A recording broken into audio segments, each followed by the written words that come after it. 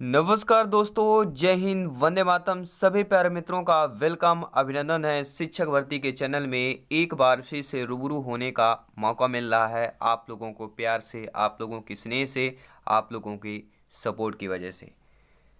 तो दोस्तों चलिए शुरुआत करते हैं। पर्यावरण ईवीएस एनसीईआरटी के पैटर्न पर प्रैक्टिस सीरीज चल रही है और प्रैक्टिस सीरीज का यह पार्ट नंबर आपका 8 है।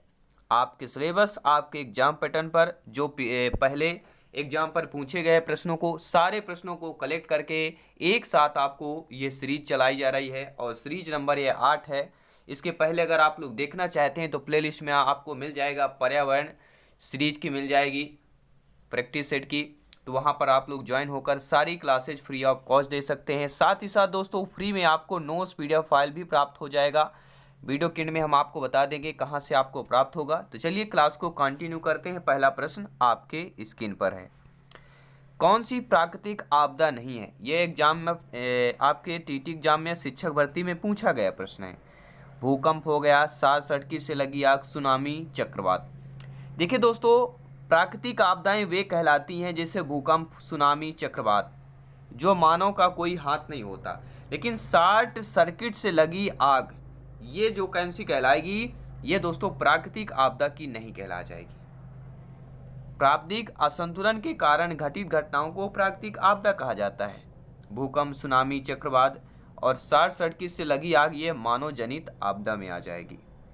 दूसरा प्रश्न है प्यारे मित्रों, सुनामी का कारण है एक बहुत गर्म समुद्री धारा, मछलियों को बहुत बड़ा समूह, पिघलता हुआ ग्लेशियर या समुद्र तल में भूकंप की बात कर रहे हैं। सभी प्यारे मित्र कमेंट करेंगे जिनका सपना है गवर्नमेंट टीचर, अध्यापक, अध्यापिका बनना। सभी मित्रों को जय हिंद, वंदे मातरम, इंकलाब जिंदाबाद। एनर्जी को डाउन नहीं करना दोस्तों, एनर्जी बरकरार रहे तो सपने, सब कुछ बरकरार है, क्योंकि आने वाले एग्जाम के लिए ये समय बहुत इंपॉर्टेंट है। तो सुनामी का कारण क्या हो जाएगा? सभी लोग जानते हैं, समुद्र तल में भूकंप आना। अगर समुद्र तल में भूकंप आ जाता है उसे सुनामी कहा जाता है। सुनामी जापानी भाषा का एक शब्द है। कई बार पूछा जाता है सुनामी किस भाषा का शब्द है, तो यह जापानी भाषा का शब्द है, जिसका अर्थ होता है तट पर आती हुई या आने वाली लहरें। समुद्र तल में उत्पन्न भूकंप के कारण समुद्र जल बड़ी मात्रा में तट की ओर आने लगता है। इससे अत्यधिक मात्रा में जनधन की हानि होती है। तीसरा प्रश्न है, आई होप सभी प्यारे मित्र एक बार वीडियो को, इस क्लास को, इस प्रैक्टिस सीरीज को आपने लाइक कर दिया होगा। बहुत बहुत धन्यवाद सभी साथियों का। पृथ्वी की परत भीतर की हलचल का अध्ययन किसके द्वारा किया जाता है? यानी पृथ्वी की भीतरी परत के अगर जो कोई हलचल होता हो उसे हम किसके द्वारा अध्ययन करते हैं? भूविज्ञान, भूकंप विज्ञान, प्लेट विवर्तनी या शर्मा प्लिक की बात कर रहे हैं। देखिए सभी जानते हैं कि पृथ्वी के परत के भीतर हलचल को ही क्या कहते हैं? भूकंप कहते हैं। तो इस हलचल को अध्ययन किया जाता है, भूकंप विज्ञान के द्वारा अध्ययन किया जाता है। और भूकंपीय लहरों का सिस्मोग्राफ यंत्र द्वारा अंकन या आकलन या अध्ययन किया जाता है। यह ऐसा प्रत्यक्ष साधन है जिससे पृथ्वी की आंतरिक हलचलों के विषय में पर्याप्त जानकारी उपलब्ध होती है और समुद्री भूकंप पर्यावरणीय प्रभाव जैसे सुनामी के रूप में भी दिखाई देता है। फोर्थ नंबर प्रश्न है, भूकंप की तरंगें निरूपित करता है कौन? सिस्मोग्राफ, इलेक्ट्रोकार्डियोग्राफ, टेमोग्राफ या पॉलीग्राफ। नीचे कमेंट बॉक्स से कमेंट करके बताएंगे राइट ऑप्शन क्या होने वाला है। तो भूकंप की तरंगों को निरूपित कौन करता है? तो सिस्मोग्राफ निरूपित करता है। भूकंप की तीव्रता को सिस्मोग्राफ द्वारा रिएक्टर स्केल पर मापा जाता है और इस स्केल में 2.0 से 3.0 की तीव्रता का अर्थ होता है हल्का भूकंप, जबकि 6.2 तीव्रता का अर्ध शक्तिशाली भूकंप होता है। काफ़ी बार न्यूज में आता होगा कि 4 पॉइंट इतने भूकंप आया है, 6 पॉइंट इतने, ठीक है, भूकंप आया है, इतने पॉइंट भूकंप आया है। तो ये सारी इतनी तीव्रता का भूकंप आया है, आपने ये सुना होगा। ये सारी चीज़ें उसी से अनुमान लगाया जाता है, उसी से अंकन किया जाता है। सिस्मोग्राफ की बात कर रहे हैं। अगला प्रश्न है, वायुमंडल का प्रमुख स्तर जो पृथ्वी तल के नज़दीक है, समताप मंडल, क्षोभ मंडल, मध्य मंडल, आयन मंडल। तो सभी जानते हैं वायुमंडल का प्रमुख स्तर जो पृथ्वी तल के सबसे नज़दीक है, सभी लोग जानते हैं सबसे नज़दीक है, यानी कि वो कहलाएगा हमारा क्षोभ मंडल। बिल्कुल सही बात कर रहे हैं। क्षोभ वायुमंडल का प्रमुख स्तर है जो पृथ्वी तल के नज़दीक है। यह मंडल जैव मंडलीय परिस्थितिक तंत्र के लिए सर्वाधिक महत्वपूर्ण है। तो कौन सा मंडल दोस्तों जैव मंडल जो है परिस्थितिक तंत्र के लिए सर्वाधिक महत्वपूर्ण कौन है? तो वह कहला जाता है आपका क्षोभ मंडल, क्योंकि मौसम संबंधी सारी घटनाएं जैसे कोहरा, बादल, वर्षा, आंधी, तूफान, मेघ गर्जन, पाला, ओस, ये सारे जो है इसी मंडल में घटित होते हैं। क्षोभ मंडल की बात करेंगे, इसलिए इस मंडल में वायुयान उड़ाने की आदर्श दशा नहीं हो पाई जाती है। इस मंडल में तापमान ऊंचाई के साथ 1 किलोमीटर पर 6.50 की दर से घटता जाता है, 1 किलोमीटर के ऊपर पर। छठवां प्रश्न है, सुनामी नाम किसने दिया था? या सुनामी नाम किसे दिया जाता है? भूकंप, चक्रवात, ज्वारीय तरंग या समुद्री तल के तरंगों को दिया जाता है। तो सुनामी सभी लोग जानते हैं, जो समुद्र के नीचे तरंगे उठती हैं उन्हीं को ही सुनामी कहा जाता है। हमारा डी ऑप्शन यहाँ पर सही हो जाएगा, यानी बंदरगाह के निकट की लहरों को कहा जाता है। लहरें बहुत लंबी होती हैं, सैकड़ों किलोमीटर लंबी चौड़ी वाली लहरें होती हैं। लहरों के निचले हिस्से का फासला सैकड़ों किलोमीटर का होता है। यह लहरें ज्वारीय तरंगे भी होती हैं, जो समुद्र में भूकंप आने के कारण बड़ी एवं लंबी होकर तेज गति 420 किलोमीटर प्रति घंटे की तटीय इलाकों से टकराती हैं और भयानक तबाही होती है। और वायुमंडल का संगठन और संरचना आप लोग जानते ही हैं। ठीक है, अभी एक आया था कोई एक तूफान, आपको पता भी होगा, उसका नाम क्या था? एक नाम रखा गया है, बहुत ही तगड़ा तूफान आया था। सातवां प्रश्न है, वायुदाब नापने वाला यंत्र किस नाम से जाना जाता है? हाइग्रोमीटर, सिस्मोग्राफ, थर्मामीटर या बैरोमीटर? तो सभी जानते हैं, हम तापमान के लिए थर्मामीटर की बात करते हैं, लेकिन वायुदाब नापने वाला यंत्र हम किसकी बात कर रहे हैं? बैरोमीटर की बात कर रहे हैं। बैरोमीटर में वायुदाब मापने के लिए पारा जो है नामक धातु का प्रयोग किया जाता है। तो वायुदाब नापने के लिए किस धातु का प्रयोग किया जाता है? Hg, पारा धातु का प्रयोग किया जाता है। और बैरोमीटर में पारे का नीचे गिरना आंधी युक्त मौसम का संकेत होता है, जबकि थर्मामीटर मानव शरीर का तापमान है और सिस्मोग्राफ भूकंपी तीव्रता है और हाइग्रोमीटर वायुमंडल की आर्द्रता नापने का। तो ये बहुत ही इंपॉर्टेंट है, सारे यूनिट यहाँ से प्रश्न जरूर पूछा ही जाता है, तो ध्यान देना है। थर्मामीटर मानव शरीर का तापमान के लिए होता है, सिस्मोग्राफ भूकंपी तीव्रता के लिए, हाइग्रोमीटर वायुमंडल की आर्द्रता के लिए होता है। आठवां प्रश्न दिया गया है कि वायुमंडल की कौन सी परत प्रकाश की परावैंगनी किरणों को पृथ्वी की सतह पर आने से रोकती है? समताप मंडल, क्षोभ मंडल, आयन मंडल, मध्य मंडल? सभी नीचे कमेंट बॉक्स में अपना अपना कमेंट करके जरूर बताइएगा। तो वायुमंडल में ऐसी परत जो प्रकाश की परावैंगनी किरणों को पृथ्वी की सतह से आने से रोकती है, वह हमारी सभी लोग जानते हैं किस मंडल पर है? तो सभी लोग जानते हैं, ऑप्शन नंबर फर्स्ट की बात कर रहे हैं, समताप मंडल। समताप मंडल प्रकाश की परावैंगनी किरणों को पृथ्वी की सतह से आने से रोकती हैं और इसे ओजोन मंडल के नाम से जाना जाता है। और यह परत सूर्य के उच्च आवृत्ति के परावैंगनी प्रकाश की 93.99% मात्रा जो है अवशोषित कर लेती है, जो पृथ्वी पर जीवन के लिए एक हानिकारक है। और ओजोन परत की खोज 1913 ईस्वी में हुई। कहाँ के? फ्रांस के भौतिक विदों ने फेवरी चार्ल्स और हेनरी बुसेन ने की थी। ये बहुत इंपॉर्टेंट है, ये लाइन नोट कर लीजिएगा, ये लाइन नोट कर लेना है। ओजोन परत की खोज 1913 में हुई है और किसने कहाँ किया? फ्रांस के भौतिकविदों ने, फेवरी चार्ल्स और हेनरी बुसेन ने किया था, दो भौतिकवादियों ने किया था। कहाँ के भौतिकवादी हैं? फ्रांस के। कब किया गया? 1913 में। पृथ्वी के वातावरण की सतह में ओजोन परत पाई जाती है। पृथ्वी के वातावरण की किस सतह में? ट्रोपोस्फियर, स्ट्रेटोस्फियर, मेसोस्फियर या आयनोस्फियर?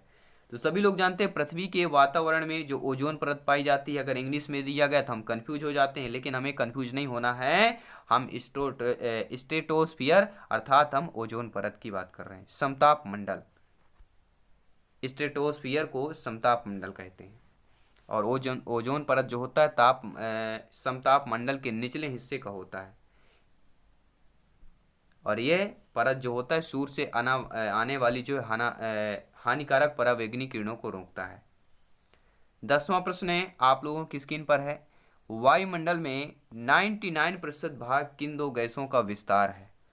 ओजोन और oxygen, oxygen nitrogen, carbon dioxide एवं ओजोन, आर्गन एवं ओजोन। तो सभी लोग जानते हैं सबसे ज़्यादा गैस की मात्रा किसकी है? नाइट्रोजन की है, यानी नाइट्रोजन मिक्स होना चाहिए। इसके बाद ऑक्सीजन का आता है। तो दो बड़ी यहाँ पर मिश्रित जो गैसें हैं, तो वायुमंडल में 99% भाग पर कितने दो गैसों का विस्तार है? वह है ऑक्सीजन और नाइट्रोजन।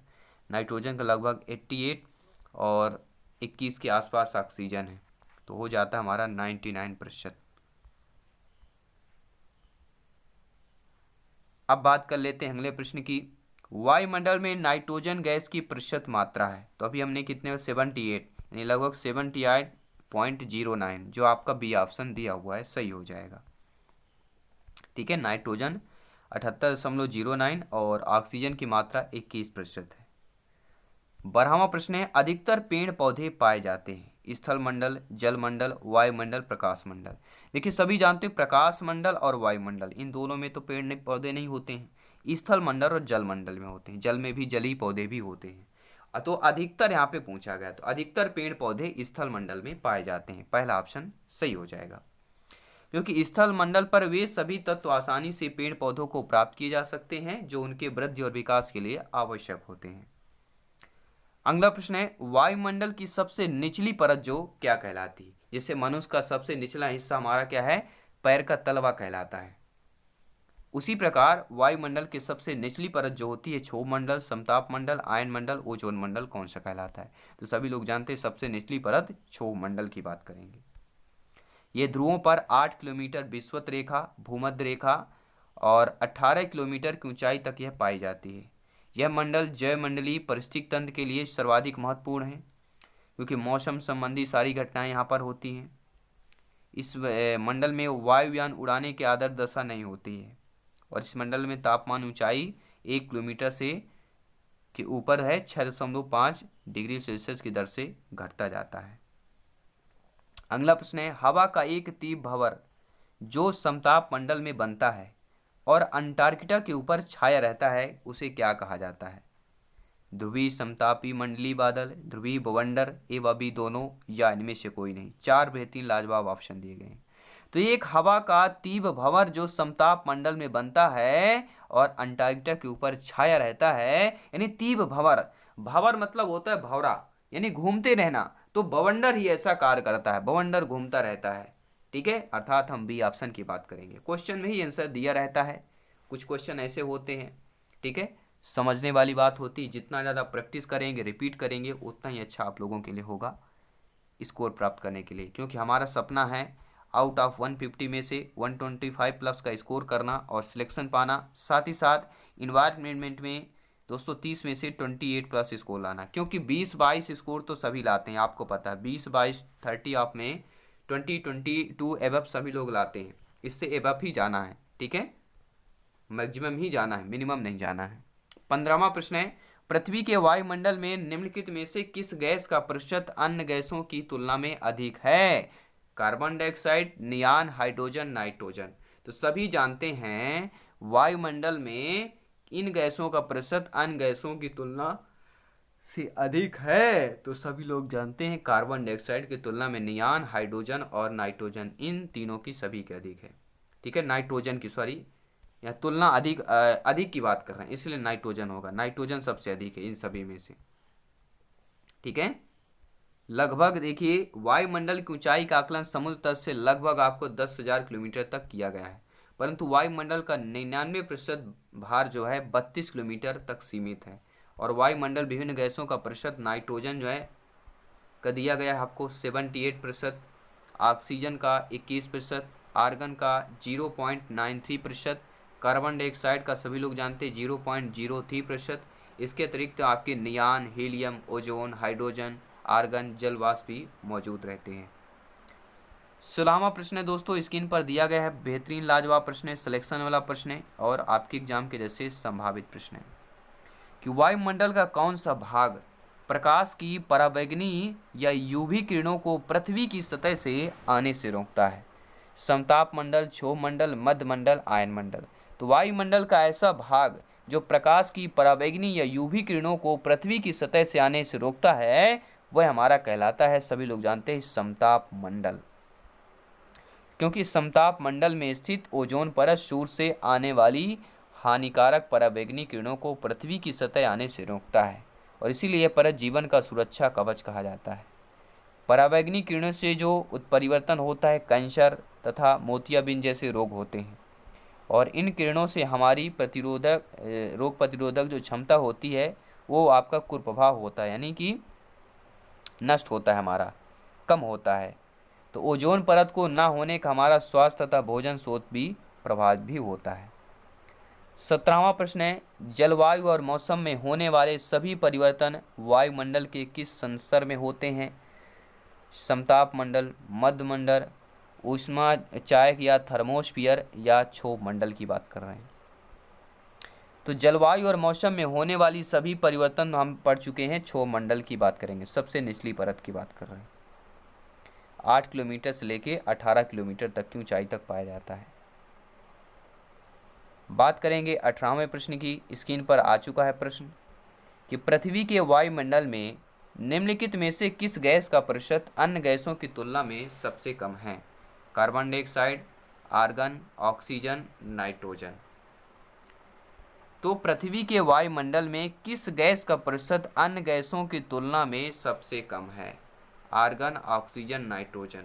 ये आपके बेहतरीन ऑप्शन दे गए और मैंने इस क्वेश्चन को आपको पहले भी कर चुका हूँ, उसमें आपको डिटेल से बताया भी है, तो आपको चूज करके बताना है, यानी इनमें से सभी को बताना है कि किस गैस का प्रतिशत अन्य गैसों की तुलना में सबसे कम है। प्रतिशत की बात कर रहे हैं, नोट करके बताइएगा, ठीक है। देखिए अब हम आपको बता दे रहे हैं, चलिए बता दे रहे हैं। देखिए आर्गन का यहाँ पे 0.93% होता है और कार्बन डाइऑक्साइड का 0.03% होता है। बाकी ऑक्सीजन और नाइट्रोजन का आपको पता होगा, अब भी आप लोग कमेंट कर सकते हैं। अब बात करेंगे 19वें प्रश्न की कि वातावरण के सबसे गर्म परत कौन सी होती है? थर्मोस्फियर, ट्रोपोस्फियर, स्ट्रेटोस्फियर या मेसोस्फियर होती है। तो वातावरण की सबसे जो गर्म परत होती है सभी लोग जानते हैं वह थर्मोस्फियर कहलाती है। ये जान लीजिएगा कि अगर गर्म चाय को लेना हो तो थर्मामीटर यूज करते हैं। तो सबसे गर्म परत थर्मोस्फियर, ये आपको ध्यान देना है। ये पृथ्वी तल के लगभग 85 किलोमीटर की ऊंचाई पर स्थित है। मध्यमंडल या इसे ही मेसोस्फियर के ऊपर स्थित यह मंडल में ताप तेजी से वृद्धि होती है। तापमंडल पुनः दो उपमंडल आयन मंडल तथा आयन मंडल में विभाजित होता है। आयन मंडल ताप मंडल का निचला हिस्सा जिसमें आयन होते हैं। इन्हीं आयनों के कारण रेडियो तरंगे भूपृष्ठ पर परिवर्तित होती रहती हैं, जिसके कारण संचार संभव हो पाता है। तापमंडल का ऊपरी भाग आयतन मंडल की कोई सीमा नहीं होती है। इसके बाद अंतरिक्ष का विस्तार है। 20वां प्रश्न है, पृथ्वी के वायुमंडल की किस परत को में ओजोन की परत होती है? तो सभी लोग जानते हैं हम किसकी बात कर रहे हैं, समताप मंडल की बात कर रहे हैं। समताप मंडल में ही तो आपका ओजोन परत पाया जाता है। 21वां प्रश्न है, 20 क्वेश्चन कंप्लीट कर चुके हैं, बस 5 क्वेश्चन और करेंगे और इस क्लास को कंटिन्यू करेंगे। इस सीरीज के पार्ट नंबर 8 को एंड करेंगे। जब जल वाष्प वायुमंडल में अवक्षेपित या संघनित होकर द्रव के रूप में पृथ्वी पर गिरती है तो उसे बादल, वर्षा, बर्फ या जल वाष्प कहते हैं। तो जब जल वाष्प वायुमंडल में अवक्षेपित या संघनित इकट्ठा होकर द्रव के रूप में पृथ्वी पर गिरता है उसे ही वर्षा या बारिश कहते हैं। जल चक्र के अनुसार पृथ्वी के जलीय क्षेत्रों में जल तथा जलवाष्प के रूप में ऊपर उठती है और यह ताप के कारण पुनः संघनित हो जाती है और वर्षा के रूप में पृथ्वी पर आ जाती है। इसी को ही वृष्टि या क्या कहते हैं, वर्षा कहते हैं। पृथ्वी से भेजी जाने वाली जो रेडियो तरंगे होती हैं वायुमंडल के किस परत द्वारा पृथ्वी पर वापस लौट आती हैं? जी हाँ, आप लोग देखते होंगे, रिटर्न की बात करेंगे। जैसे सूर्य की किरणें आती हैं, एक कांच ले लीजिए, उसमें फोकस करेंगे, रिटर्न होकर कहीं और आपके एब्जॉर्ब करती हैं, परावर्तित कर देती हैं। तो पृथ्वी से भेजी जाने वाली जो रेडियो तरंगे होती हैं वह वायुमंडल की किस परत द्वारा पृथ्वी पर फिर पुनः वापस लौट आती हैं? मध्यमंडल, समताप मंडल, क्षोभ मंडल, आयन मंडल। तो सभी लोग जानते हैं यह कहलाता है आयन मंडल। वायुमंडल में आयन मंडल की ऊंचाई 80 से लेकर 640 किलोमीटर तक है। इसमें विद्युत आवेशित कणों की अधिकता होती है, और विद्युत आवेशित कणों की अधिकता होती है, इनमें ऊंचाई के साथ तापमान बढ़ता है, और वायुमंडल की इसी परत से विभिन्न आवृत्ति रेडियो तरंगें परावर्तित होती हैं। आयन मंडल कई परतों में बटा हुआ है। डी लेयर, इसे दीर्घ तरंग दैर्ध्य अर्थात निम्न आवृत्ति की रेडियो तरंगें परावर्तित होती हैं। दूसरा होता है ई लेयर, इसे मध्य व लघु तरंग दैर्ध्य अर्थात मध्यम व उच्च आवृत्ति के रेडियो तरंगे परिवर्तित होते हैं। और एफ लेयर है, एफ लेयर में क्या होता है, इससे माध्यम व लघु तरंग दैर्ध्य अर्थात मध्यम व उच्च आवृत्ति की रेडियो तरंगे परिवर्तित होती हैं। और अंतिम है जी लेयर, इसमें लघु, मध्यम, दीर्घ सभी तरंगे तरंग दैर्ध्य, निम्न, माध्यम, दीर्घ सभी आवृत्ति की तरंगे परिवर्तित होती हैं। प्रश्न बनता है कि किस लेयर में सभी तरंग दैर्ध्य, माध्यम, दीर्घ सभी आवृत्ति तरंगे परिवर्तित होती हैं, वह कहलाता है जी लेयर। ये आपको ध्यान देना है। 23वां प्रश्न है, इनमें से कौन सा सागर यूरोप को अफ्रीका से अलग करता है? लाल सागर, काला सागर, अरब सागर, भूमध्य सागर। नीचे कमेंट बॉक्स बना हुआ, आप लोगों को कमेंट करके फीडबैक करके जरूर बताना है। तो ऐसा सागर जो यूरोप को अफ्रीका से अलग कर दे, बिल्कुल इनको डिवाइड कर दे, वह हमारा भूमध्य सागर है। भूमध्य सागर पृथ्वी का ही एक सागर है जो उत्तरी अफ्रीका, यूरोप, अनातोलिया तथा मध्य पूर्व के बीच स्थित है। इसका क्षेत्रफल 25 लाख वर्ग किलोमीटर है, जो भारत के क्षेत्रफल का लगभग 3/4 है। बात करेंगे 24वें प्रश्न की कि किस राज्य में सर्वाधिक वर्षा होती है? मेघालय, राजस्थान, उत्तराखंड, केरल। देखिए, मासिम राम का आपने नाम सुना होगा, तो मासिम राम किस राज्य पर है? वह है मेघालय राज्य की बात करेंगे। मासिम राम मेघालय में स्थित है, जो अपनी प्राकृतिक सुंदरता और अत्यधिक वर्षा के कारण प्रसिद्ध भी है। यहाँ कभी बारिश आ जाती है थोड़ा बहुत और फिर निकल जाता है। मेघालय के इस स्थान को विश्व में सर्वाधिक वर्षा वाले स्थान के रूप में जाना जाता है। और मासिनराम में 1221 सेंटीमीटर वर्षा होती, 1221। महासागरीय जल इनका संचलन सारी चीज़ें का निर्भर करती है। तो ये रहे दोस्तों आज की क्लास। बेहतरीन 25 प्रश्न हमने कंप्लीट किया, और अभी एक प्रश्न है, 25वां प्रश्न भी कंप्लीट करते हैं। महासागरों में निम्न में से कौन सा लवण सर्वाधिक मात्रा में पाया जाता है? Magnesium sulphate, calcium sulphate, magnesium chloride या सोडियम क्लोराइड की बात कर रहे हैं। तो सभी जानते समझते हैं कि महासागर में जो लवण सर्वाधिक मात्रा में पाया जाता है वह सोडियम क्लोराइड कहलाता है। NaCl की बात कर रहे हैं, ठीक है। जल में सोडियम क्लोराइड की मात्रा 36 ग्राम प्रति लीटर होती है, यानी 1 लीटर जल में 36 ग्राम वहाँ पे NaCl होता है। महासागर के लवण में बात कर रहे हैं। तो ये रहे 25 महत्वपूर्ण लाजवाब प्रश्न। इस 25 प्रश्नों में से प्रैक्टिस सीरीज पार्ट नंबर 8 में आपने स्कोर कितना किया? 15+, 20+ या 25 में से 25 किया? आपको कमेंट करके फीडबैक करके जरूर बताना है। जल्दी मिलेंगे next class, next concept, next practice paper पर। सभी मित्रों को जय हिंद, वंदे मातरम, धन्यवाद सभी का।